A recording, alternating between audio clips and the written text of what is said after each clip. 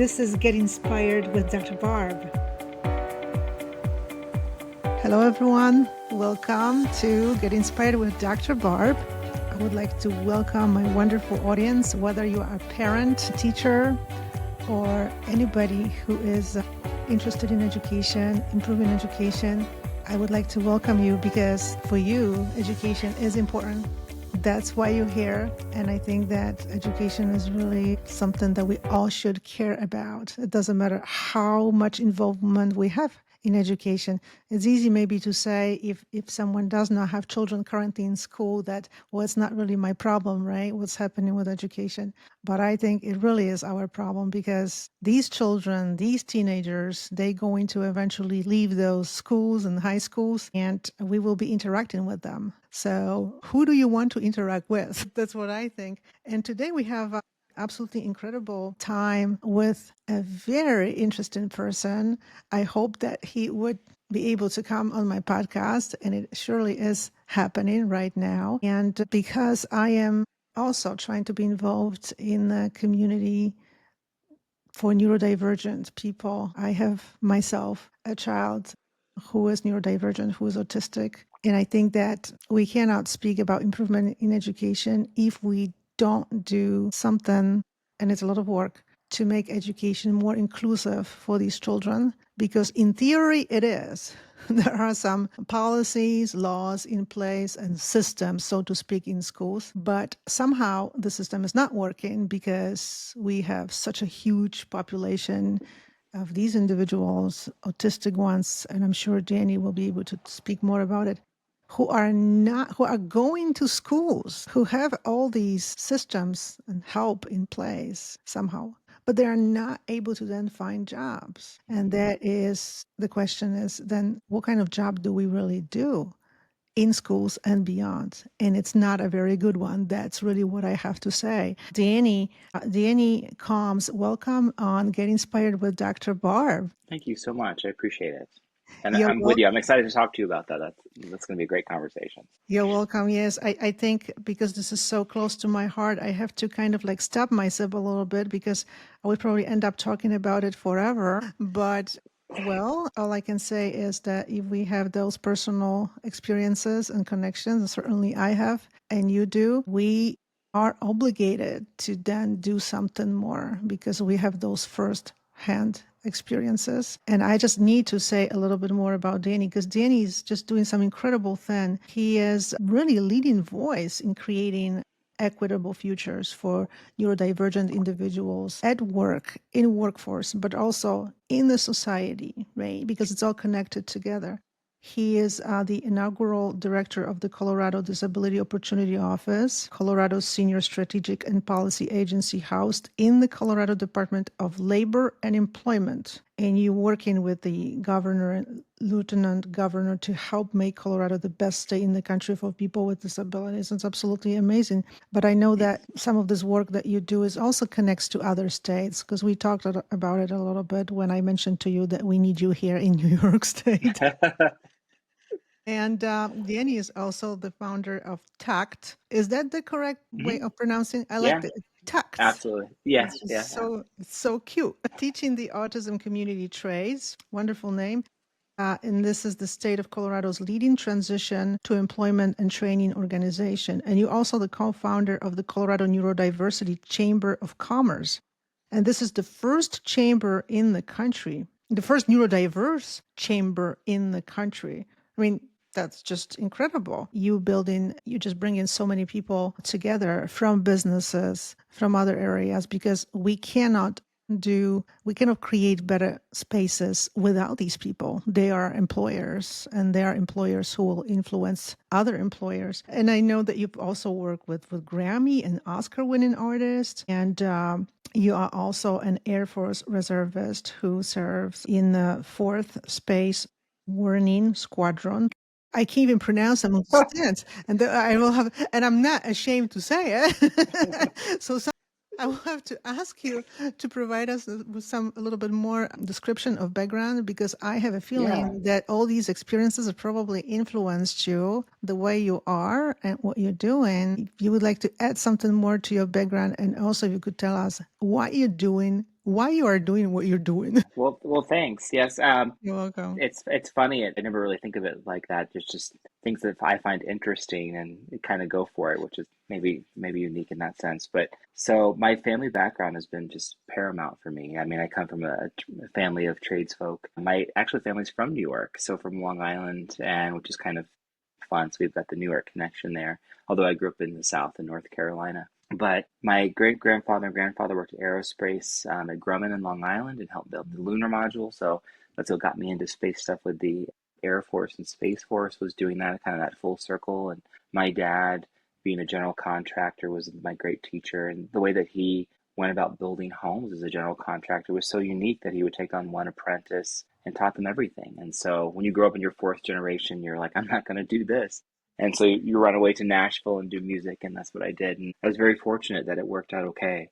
And I got to do some amazing things and meet some amazing people, and that was a good time in life. And then when my Mhm. son Dylan was born and diagnosed with autism, that was game changing for me. And I shifted all my focus towards him and changing the narrative what's possible for autistic individuals, and that still remains my passion. It's like my family. And I mean, it's kind of selfish, right, when you put your family as like the main catalyst, but it's been pretty amazing to see how it's grown and expanded to others resonating with that, and like recognizing that we're actually a pretty tight knit community and empowering others in our community to join, which has been kind of exciting. It's absolutely amazing. I hear what you're saying, that it can be selfish, but then at the same time, our parents of autistic individuals, we are kind of experts Yeah.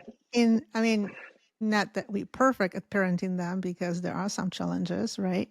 Hmm. But we are experts in this imperfect parenting because we've been doing it for many years. And I think that many parents probably don't recognize their expertise. And that's what I think, that they can potentially have more power and influence on school districts. I know it's tough, but they are not using their expertise enough and their power. I think for a variety of reasons. I mean, life is tough. They have to work. They have to provide for their autistic children, help them as much as they can.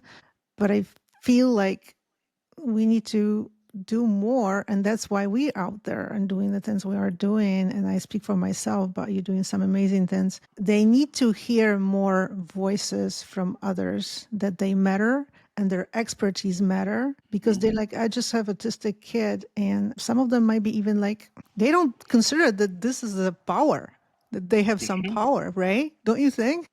100%. Well, I mean, part of what TACT's done, the neurodiversity chamber, and what I get to do now with the disability opportunity office, is change the narrative from that medical prescriptive model that we've had in the past, where our kids and our community has somehow been looked at as less than, and been put into this box of having to change and conform and not Mhm. be who they truly are and try to be something different. Now we're looking at it, thankfully, like we're talking about, those of us that are kind of trying to change this, to say, like, our community has incredible strengths and talents and can do amazing things. Why are we not looking at this? Why are we not focusing on this? Why are we glossing over some of these details to change an actual individual, which is just wild to me. And when TACT started, the idea of putting forth a strengths-based education program, it didn't fit into any boxes. It still doesn't fit into any boxes. I Yeah. mean, since we're talking about education, it's competency-based versus timetable-based. Even Hmm. that notion, when TACT was started almost a decade ago, and you talked about competency-based education,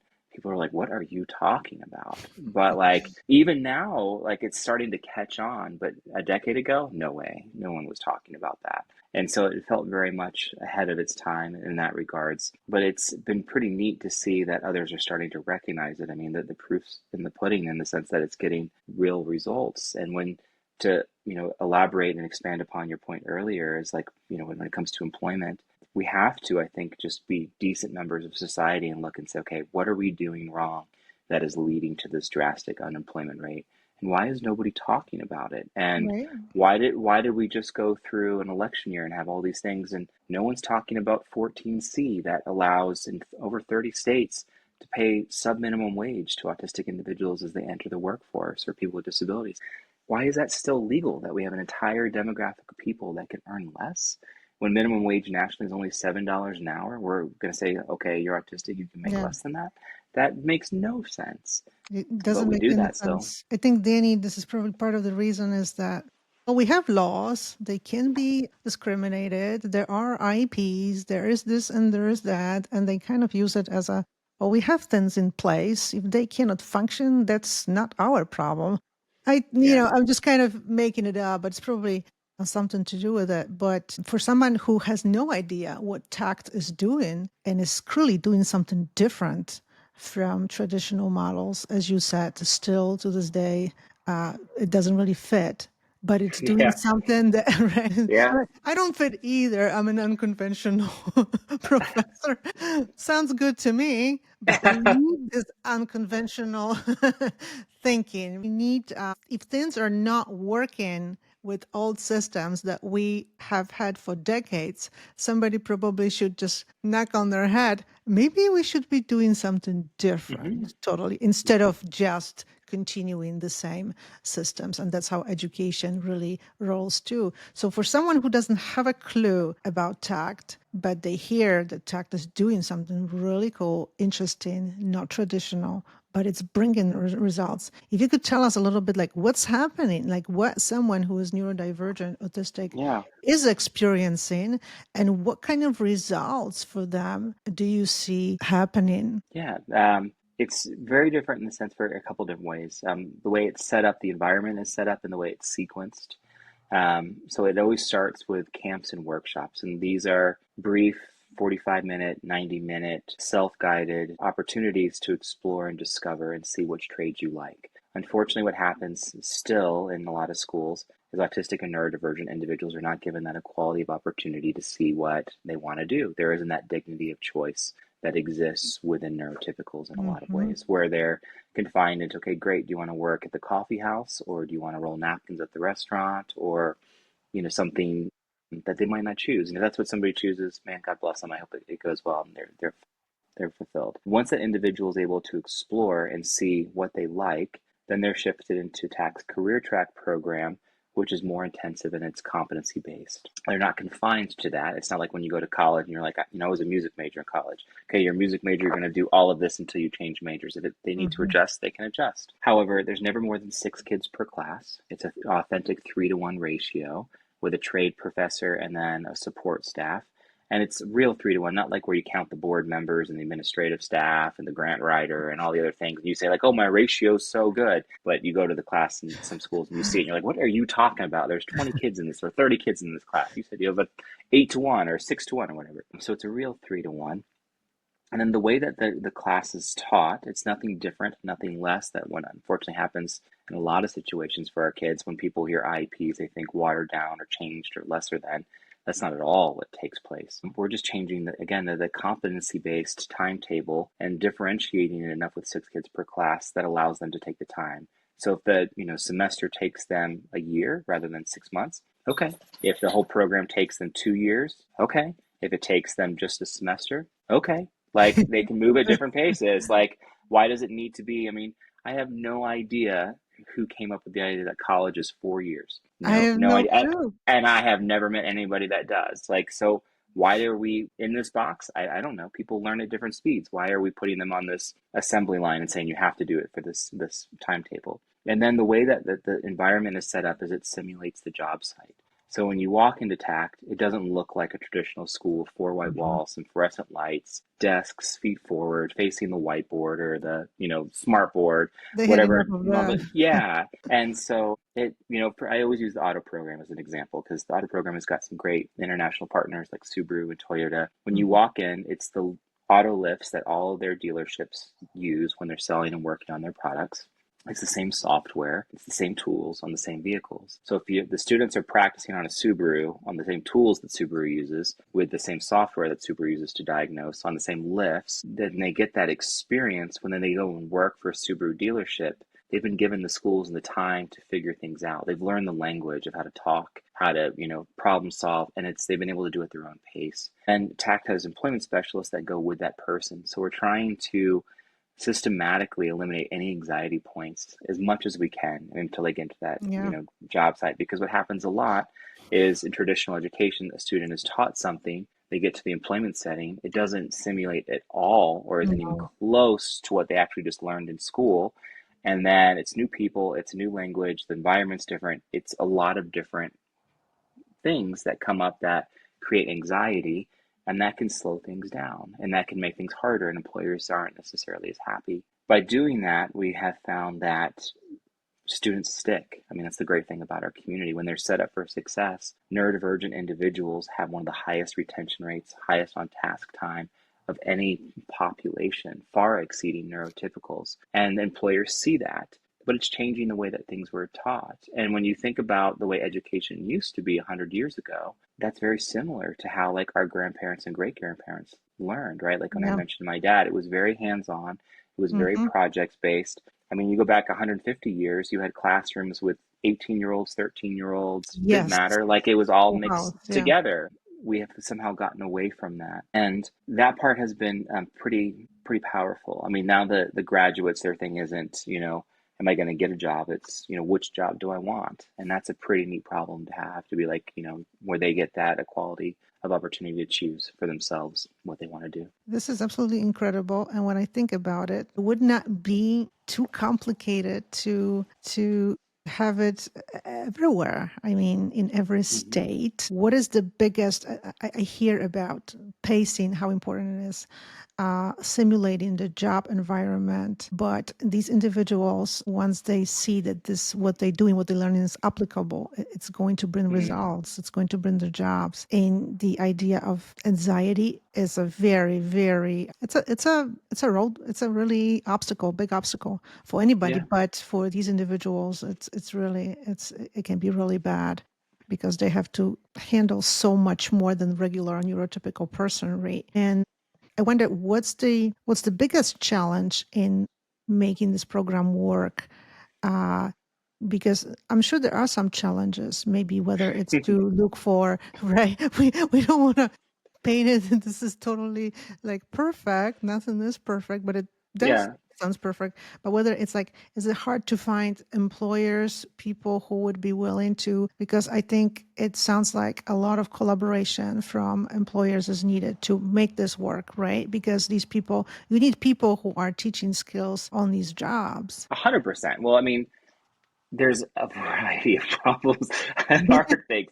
When TACT was started, it was turned down for insurance 13 times. Is a story I love to tell because, like, when we went to insurance companies, and Yeah. the TACT pays a ton for insurance, an absolute fortune to insurance companies. Liability and insurance agents were like, "Wait, you want to put autistic kids on a welding torch and table saws and under See. engine hoist?" And like they again had that like lesser than mindset, right? And not understanding, all that our community is capable of doing. And so that was one thing. And I mean, the fact that no one's copied it yet showcases that others must be running into that or similar, I'm guessing, kind of problem.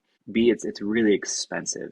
The tooling to do all of this costs millions of dollars. So that's Wow. another hurdle, right? Like to do something like this, if you were going to replicate it and set it up, it's millions of dollars of tools. It's not, tens of thousands. It's a lot. When a singular auto lift is $20,000 and you need three, six of them, that alone, then you have to install them and power them and all. I mean, it starts adding up pretty quick. So there's that. The biggest thing though is the way that TACT goes about it. It is exceedingly expensive because it is not the cookie cutter model of one teacher with 35 kids this time period and aiming down the middle, trying to hit the most in the bell curve as you can possibly hit and letting, whatever take. I mean, to take the time to differentiate. Hmm. The TAC teachers are given hours every day to lesson plan, not 45 minutes, not like 30 minutes in between lunch and after homeroom. Like they're given hours to take the time that they need to sequence everything and then for the students to be successful. That's very expensive to do it that way. Hmm. And so I think, going about it and looking at it from that, despite as much as we spend in America on students, most of that funding, you look at Denver, for example, If you were to break Denver public schools down and look at it, most of the funding's gone to administrators, not towards teachers. And so teachers are systematically not given the finances they Mhm. need to be successful to live. They're not given them resources they need to be in the classroom. They're given too many students. Teachers are absolutely not set up for success by the very employer that's employing them. And so while you Yeah. have big buildings full of administrators where there's a bunch of people hanging out, I mean, they're doing great things. I'm not trying to attack anybody, but it's not necessarily set up for the best situation for the students or the teachers themselves. So it kind of flips that on its head. Funders do not like that because it is not cost effective. When you look at nonprofit Yeah. fundraising, a lot of times there's this generic 80-20 rule that you hear a lot in nonprofits where they want at least 80% going towards programming, no more than 20% going to administrative costs. But some foundations and non funders or whatnot don't consider a space as a program cost or tooling as a program cost. Depending upon which foundations or funders or charitable organizations you work with to try to secure funding, that can be difficult for a program like TACT. Likewise, a lot of state agencies are very timetable based. They think somehow you can get somebody in training, get them trained in 6 weeks or 8 weeks, and then out in the Mhm. job. That does not work. Nobody anywhere, I don't care if you're neurodivergent or neurotypical, learns a skill and is ready to work in 6 weeks. But you hear of this, right? Like these boot camp type situations where like learn to code in 6 weeks. Really? You're proficient now. It's like you might have like some, common ground, but you're certainly not proficient in 6 weeks. Intro. Sounds like intro to coding. Yeah, exactly. Yes. Well, yes, but still you are able to do this, which with I'm sure help from others. I think the biggest sort of picture here from anybody, lawmakers, anybody in the state, in other states who would need to be involved with this, just to think about it in this way. Well, what is really the biggest cost? What's the bigger cost? Doing this and then having these individuals employed. And I hear from you, once they employed, it's like retention rate is crazy. They like loyal Hmm. employees. I don't think anybody hears about it much because in the society there is already this idea. Well, autistic people, most likely they're just not going to work anyway. But Hmm. here they work and the retention rate is high. That's absolutely amazing. So, what is better and actually what's more expensive than providing Yeah. these social benefits for people who don't work at all and or then or investing in this type of education? I don't know. I think you hit the nail on the head and you are 100% right. And, when I took this job, which I'm very fortunate to be the inaugural director of the Colorado Disability Opportunity Office, I was ignorant in the sense that I thought, okay, when I get a job working for the state and getting to talk to and hang out with the governor and lieutenant governor, and I'm going to get access to all this data, right? Like, I'm finally going to get this treasure trove, like, hey, we have kept this from everybody. Here's all the data we know for people with disabilities. There is no data. Like, that just blew me away. Like, we don't know how many people with disabilities are in the state. We don't know how many people are autistic. We don't know how much we're spending per individual. Like there is no records being kept on that. And there needs to be. We need to know Oh my God. for just the argument you just made, and you're 100% right. If we're spending, the guests that you'll read from like Time Magazine and others, most, kind of viable qualitative studies out there will say that the average family is spending between $80 to $100,000 a year to raise an autistic child. And that concludes the funding that's spent by the state or the federal government on services of a variety of different things, from home and community-based services to Hmm. therapy, etc. So if we're truly spending that kind of money, $80 to $100,000 per student, it used to be 2.8% of the population is autistic. With the 1 in 31, it's getting a little bit less than that. That's still bigger than some entire religious demographics. You're talking about billions upon billions of dollars of funding that is going into keeping people unemployed.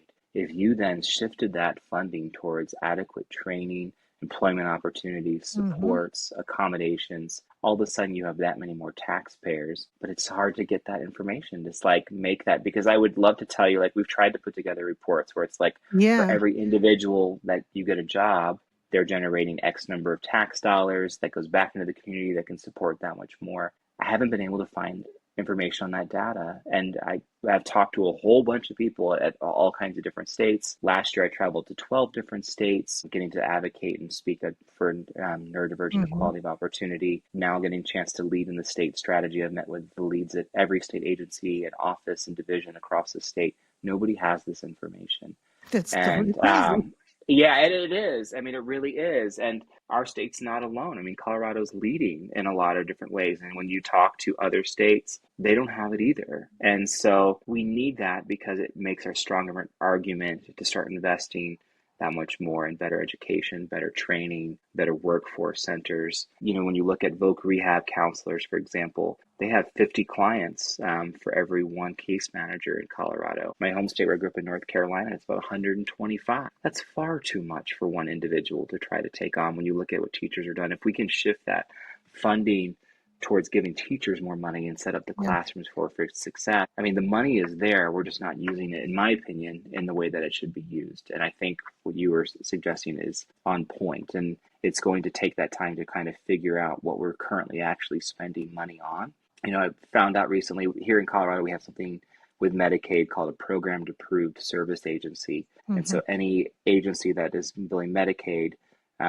you know, has to go through this long process to get that designation. We don't have a record of how many there are. Like, oh my gosh, how do we not know how many we have in our state? I mean, it's surprising to me. So there, as many advancements as we made, there are some pretty significant gaps that need to be made up for at the same time. It's unbelievable. There is so much work that needs to be done. And I hear you saying that a lot of effort is towards somehow finding the data or maybe like creating the data because these things can be projected too. It's not like Mm-hmm, data has to be available. You can run some kind of projections because there is a way of figuring out how many autistic individuals are mm-hmm. out there, and it's reasonable to also probably possible to figure out how many of them are working.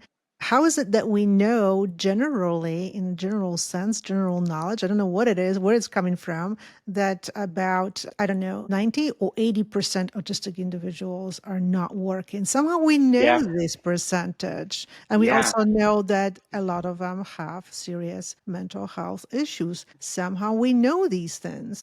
Yes.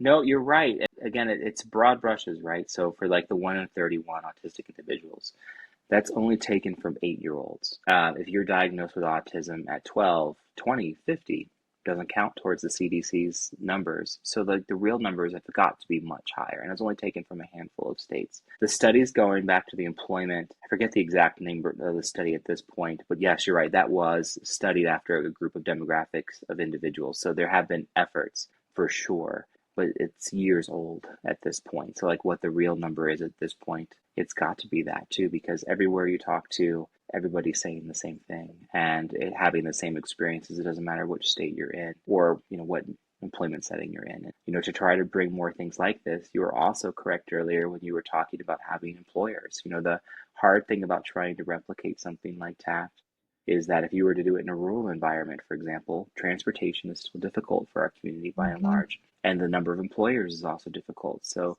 metropolitan urban areas tend to lend themselves to be more effective just because of the infrastructure in place to try to support access to employment opportunities. So yeah, I mean, it's also exciting because there's more of us than ever talking about this and starting to recognize this and working towards it. So it's wild to think, I think, in retrospect, when you look back at where we were a decade ago as a nation and as a culture versus where we are now, we have made significant progress, which is very exciting. Where are we going to be in another 10 years? I'm very hopeful for that. So, I mean, it's going to take more of us. So it's Totally, good. totally. So we hear the plans that you have. I mean, there's so much work that needs to be still done, and you're traveling to different states. It's absolutely incredible. I think that the data about how retention is incredible with these Hmm. individuals is really striking. And hopefully, some people who have some power are seriously thinking about it. And it's like, wow, we have to do something with this, even though there is no like clear data yet. But I wonder if we might have someone listening who's parent of autistic individual or teacher teaching, like you said, a classroom full of students, and some of them will be autistic, neurodivergent in other ways. What do you think is the most important aspect of parenting and teaching that really matters for an autistic individual, whether a child or maybe teenager? What is Yeah, really the key that is helpful to them, even though their journey is just not going to be very easy, we know that. But what's really something that both teachers and parents should pay attention to? that's a great question. I don't know if I have the right answer for that question, but the thing that comes to mind immediately is teachers are taught. I mean, if you go through education school, my master's is in education. You are a professor and a teacher, so you know what I'm talking about, but I'm guessing your listeners too, but you hear the word pedagogy all the time. The notion of pedagogy is it's teacher focused. Education is not about you as a teacher. It's not about you as the parent. It's about your kids. And so the idea of now what we call andragogy, where it's adult education or student focused education, I think keeping it on them, your classroom and your, yeah, it's not a dictatorship. You are there to be there for those kids. And it is hard. It is really hard. And if you have 35 kids in a classroom, plus, man, to actually differentiate and be there and meet the needs of every individual, it is no small task. So it's difficult to even suggest taking the time to do that, but that's the gig at the same time, too. And so, like, I look at, I taught inner city music in Nashville and developed the music program that they teach there. And, I had so many obstacles. I had a student that was blind. I went to the guidance counselor's administration, said, I need Braille for music. They made me a photocopy, like, because they had one copy at the district. So they made a photocopy. And I was like, what am I supposed to do with a photocopy of Braille? I mean, I don't know why I would even consider doing stuff like that. Teachers are given just unbelievable obstacles to be successful. But the same thing with parents. It is difficult, in a lot of different ways. And I think Yeah. just taking that time to try to keep it focused on your kid, it's hard. I mean, I would love to tell you that when my son was diagnosed with autism, I was like, yes, like this is going to be great. I wasn't like that. I struggled. I mean, just being real, like I made them Yeah. cry. I was like, and at the time I was so proud of myself, like, wow, I'm standing up for my son, look how great. But like, I was the jerk in that situation. And so recognizing that and being, just trying to ground yourself that every individual is different, that it's not better or worse, that, like there's stuff that you can learn too, and going from that and trying to keep that in focus, I think would be the most grounded way and graceful way to go about it. I don't know if it's the right way to go about it, but that's where I would start. Wonderful answer, because I think that, well, you speak kind of about this emotional maturity, because that we adults we have to have, because we have to ask ourselves, who is this serving? Just my sort of wishes or things I wish would be different, but here is my child, and they have these needs and they have these issues and obstacles. So I have to really think about it. What is this about? Who is this about? And it can be very difficult because we all have a tendency to overreact. It's very difficult to parent any child, autistic children with challenging behaviors. It really is quite a task, I think. Well, we could So we could have a whole other conversation on the fact of how this generation, where they have access to everything and get such immediate gratification. For those of us that were born in the last century and millennium and yeah. decades ago, we had to wait for things, and I think that makes it even harder because their community and culture is about themselves in immediate gratification, and trying to, it's easy to slip into that mindset too. And so to try to reframe it around serving and what that looks like and being there for others, it's hard. Yes, but at the same time, you would think that also the access that technology really makes it possible. We should Hmm. harness that too to help neurodivergent children and then teenagers, right? To Hmm. I mean, there is a lot of opportunities in these jobs too. Hmm. So I would like to see it as a really as really great asset.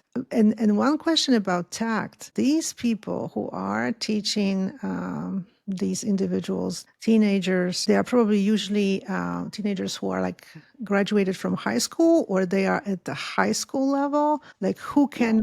who can be enrolled into TACT? That's a great question. For the Monday through Friday career tracks program, the transition program, it's broken up to 21 and under and 22 and older.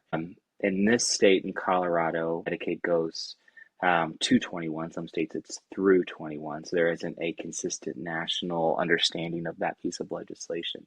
And so we actually took the initiative and created an entirely new public school designation. It took 3 years to work with educators and lawmakers to make that possible, and it's called a specialized day school.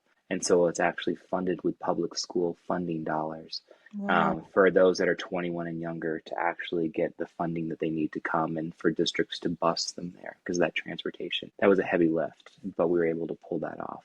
Then the 22 and olders, it's also fully accredited, so TACT is fully accredited for secondary and post-secondary. There's another lift that took a couple years to go through that thing to get that done.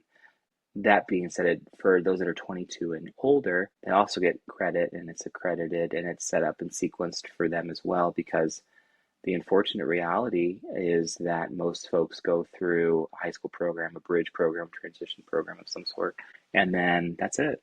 And then they get to age 21 in the state and they're done. That is totally not appropriate or fair to that individual. And so it's become that vessel that now carries them further. And so if you walk into the building, you'll see students that are in their 40s, in their 50s, that are in their 30s, that are getting those, finally getting that opportunity.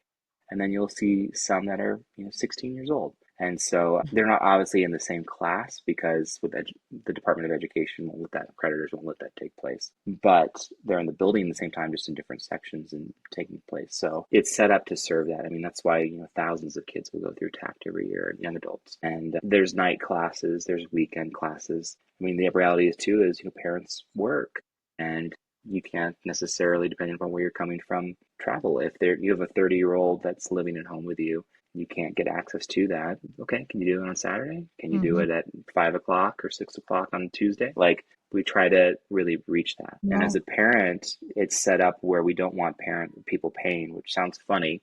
It's not a great business model. Like, we don't want you to pay us, but we don't. I mean, like, families are already spending so much, and Yeah. with inflation and the way things are going, I can't tell you how many programs that preach inclusivity for $60,000 or $80,000 a year. You get an Oh my inclusive God. program, and you're like, what's inclusive about spending that kind of money for parents that fit into that socioeconomic demographic? But that also Mhm. happens a lot. Yeah. And so, one of the biggest funders to TACT is actually corporations and businesses that hire the graduates because they've invested in the outcomes that come from that program. It So, makes sense. right, they're investing in their future at that point. Yeah, they invest in, they are not, they already see these people, they teach them, and then Hmm. they become their employees. I mean, this is a wonderful, wonderful, this is a wonderful model. And I just want to wish you like more that at this point, because you've done so much work, and I hope that some more things will come a little bit easier. I don't know, nothing's ever easy, but I would love this model to be in other states. I know it's difficult, but there are some possibilities and there are some results that you have that Hmm. speak for themselves, and these employers can speak about these results too because Hmm. they hire these individuals. This is absolutely amazing. Danny, I would love to talk longer for sure because of your experiences and just the knowledge that you have that comes from these experiences. And I just wish you that this work become even more spread out across the states and beyond. And hopefully it will be a little bit easier road, because I think establishing these initiatives was really, like you're saying yourself, was really some heavy lifting. So hopefully now it will be a little bit easier. And if there is anything I can do to support this work and our audience, please let me know. And I would like to ask everyone who's listening, who tuned in, to follow Danny. Danny, if you could tell us where you are on social media, where people can find you, follow you, support your Yeah. initiative. So I only use LinkedIn personally. So I don't have Instagram or X or anything like that. TACT does, the Neurodiversity Chamber of Commerce Mm-hmm. does, the Colorado Disability Opportunity Office. So you can find all those organizations if you Google them. They're pretty well present. For me, just look me up on LinkedIn and you'll find me there. So Yeah, yeah. and you're very active there. And also, I would like to encourage a wonderful audience to see Danny's book. It's titled Supporting Neurodivergent and Autistic People for Their Transition into Adulthood, Blueprints for Education, Training, and Employment. And that book reached #1 on Amazon. This book would provide a lot of information for many people who are interested in this. And everybody should be interested in this because this is what is going to make our society better. And we'll change those numbers, those horrible statistics as far as how many autistic individuals are working. They don't just work when they work. They do incredible job with their Mm-hmm. work. So 100%. we have 100%. we have to realize that. And I was so happy that we could record this chat today. I would like to thank you, Danny, so much for this. And I would like to thank our wonderful audience. Please make sure to follow Get Inspired with Dr. Barb and let us know once you watch the episode what you think about this topic and what you think about its importance, these ideas, and also about these results that Danny shared. I think this is very important because everybody's always like, okay, but what are the results? Well, guess what? There are results. Mm-hmm. Well, thank you so much for your time today. I really appreciate it. You're welcome, Danny. Thank you so much. My honor. Bye-bye. Thank you. Bye. Bye, everybody. This is Get Inspired with Dr. Barb.